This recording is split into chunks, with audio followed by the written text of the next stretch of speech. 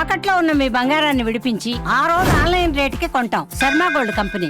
ఓం నమో భగవతే వాసుదేవాయ. అందరికీ నమస్కారం. నేను గీతాంజలి. మీరు చూస్తున్నారు సుమన్ టీవీ.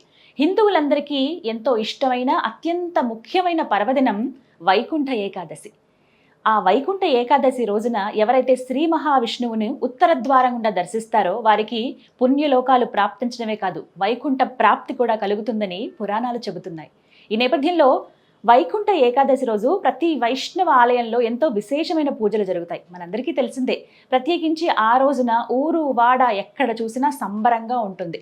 ఇంకా చెప్పాలంటే తిరుపతిలో అంగరంగ వైభవంగా జరుపుతారు. సాధారణంగా వైకుంఠ ఏకాదశి రోజు ప్రతి వైష్ణవ ఆలయంలో ఆ ఒక్కరోజు మాత్రమే ఉత్తర ద్వారం గుండా వెళ్ళి ఆ స్వామివారిని మనం దర్శించుకుంటాం. కానీ తిరుమలలో చాలా ప్రత్యేకం. ఏకంగా 10 రోజుల పాటు వైకుంఠ ఏకాదశి ఉత్సవాలు జరుగుతాయి. అదే ఈసారి జనవరి 10వ తారీఖు నుంచి 19వ తారీఖు వరకున తిరుమల తిరుపతి దేవస్థానం ఈ ఉత్సవాలు చేయాలని నిర్ణయించింది.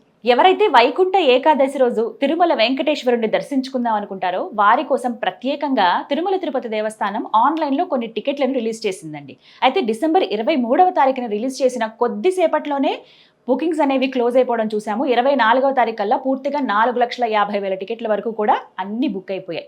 సో ఆన్లైన్లో ఎవరికైతే టికెట్ బుక్ చేసుకుందాం అనుకుంటారో వాళ్ళకి ఇంకా అవకాశం లేనట్టే. మరి మేము తిరుమల తిరుపతి వెంకటేశ్వరుని దర్శించుకోలేమా అనుకున్న వాళ్ళకి ఆఫ్లైన్లో అవకాశం ఉంది. ఆ వివరాలు ఇప్పుడు నేను మీకు తెలియజేస్తాను. తిరుమల వైకుంఠ ద్వార దర్శనం కోసం టీటీడీ ప్రత్యేక ఏర్పాట్లు చేశారు. 8 ప్రత్యేకమైనటువంటి కౌంటర్లను వాళ్ళు అందుబాటులో ఉంచారండి. అక్కడ SSD టోకెన్స్ అనేవి ఎవరైతే భక్తులు వెళ్తారో వాళ్ళు తీసుకోవచ్చు. అయితే ప్రతి ఒక్కరూ ఎవరైతే టోకెన్ల కోసం వెళ్తారో ఖచ్చితంగా ఆధార్ కార్డు అనేది తీసుకువెళ్లాల్సి ఉంటుంది. ఒక పర్సన్ ఎవరిదైతే ఆధార్ కార్డు ఉంటుందో వాళ్లకు ఒక టికెట్ మాత్రమే ఇస్తారు. ఎంతమంది వెళ్తే అందరి ఆధార్ కార్డు ఖచ్చితంగా చూపించాల్సిందే. అవి నమోదు చేసుకునే టోకెన్లు అనేవి ఇస్తారు, SSD టోకెన్స్. టోకెన్లు అందించేటువంటి 8 ప్రదేశాలు ఏవంటే తిరుపతిలోని శ్రీనివాసం, విష్ణు నివాసం, భూదేవి కాంప్లెక్స్తో పాటుగా ఎంఆర్పల్లి, జీవకోన, రామానాయుడు స్కూల్, రామచంద్ర పుష్కరిణి, ఇందిరా మైదానం. అలాగే కొండపైన అంటే తిరుమలలో కౌస్తుభం విశ్రాంతి భవనం ఏదైతే ఉందో అక్కడ కూడా టోకెన్లను అందిస్తున్నారు. అయితే భక్తులందరూ ఒక్కటి గమనించాలండి, ఎవరైతే టోకెన్లు తీసుకుంటారో వారికి మాత్రమే ఈ 10 రోజుల పాటు దర్శనానికి అనుమతిస్తారు. ఎవరైతే టోకెన్లు అందుకోలేకపోతారో, ఆ సమయానికి వెళ్ళలేకపోతారో వారు తిరుమలకి వెళ్ళొచ్చు, కొండపైకి చేరుకోవచ్చు, కానీ లోపల దర్శనానికి మాత్రం అనుమతించరు. బయట స్వామి ఊరేగింపుకు వచ్చినప్పుడు మాత్రమే స్వామిని చూడగలుగుతారు. అది కూడా ఒక భాగ్యమే. అయితే సర్వదర్శనాలు మాత్రం ఏవి ఈ 10 రోజుల పాటు ఉండవు. వైకుంఠ ఏకాదశి జనవరి 10వ తారీఖున ఉదయం 4:45 VIP ప్రోటోకాల్ దర్శనాలతో ప్రారంభమవుతుందండి. ఎవరైతే ప్రోటోకాల్ లెటర్లు పెట్టి దర్శనాలకి వస్తూ ఉంటారో వారికి మాత్రం ఎలాంటి అవకాశం ఈ 10 రోజుల పాటు ఉండదు. వీరితో పాటుగా చంటి బిడ్డలను తీసుకొచ్చేవారు కావచ్చు, వృద్ధులు కానీ, దివ్యాంగులు కానీ, అలాగే ఆర్మీకి సంబంధించిన వాళ్ళు, నేవీ ఆఫీసర్స్ కానీ, NRIలు కానీ వీళ్ళందరికీ కూడా ప్రత్యేక దర్శనాలు అనేవి ఎప్పుడు ఇస్తూ ఉంటారు. అయితే ఈ 10 రోజుల పాటు ఈ ప్రత్యేక దర్శనాలన్నీ కూడా రద్దు చేశారు. వైకుంఠ ఏకాదశి రోజున తిరుమలలో ఎంతో రద్దీ ఉంటుంది. దీని దృష్ట్యా వేద ఆశీర్వచనాలన్నీ కూడా రద్దు చేశారు. వైకుంఠ ఏకాదశి రోజున ఉదయం 9 గంటల నుంచి 11 గంటల వరకు తిరుమాడ వీధుల్లో ఆ స్వామివారు స్వర్ణ రథంపై ఊరేగుతారు. ఇక వైకుంఠ ద్వాదశి అంటే ఏకాదశి తర్వాతి రోజున ఉదయం 5:30 గంటల నుంచి 6:30 గంటల వరకు శ్రీవారి పుష్కరిణిలో చక్ర స్నానం నిర్వహిస్తారు. భక్తులందరూ కూడా ఆ అద్భుతమైన ఘట్టాన్ని చూసే అవకాశం ఉంటుంది. అలాగే గోవిందమాల వేసుకున్న భక్తులు ఎవరైతే ఉంటారో వారికి ఈసారి ప్రత్యేకమైన సదుపాయాలు కానీ, ప్రత్యేక దర్శనాలు కానీ ఏవి ఉండవండి. వారు కూడా ఖచ్చితంగా టోకెన్ తీసుకుని లోపలికి వెళ్ళి దర్శనం చేసుకుని ఇరుముళ్ళు స్వామికి సమర్పించుకోవాల్సిందే.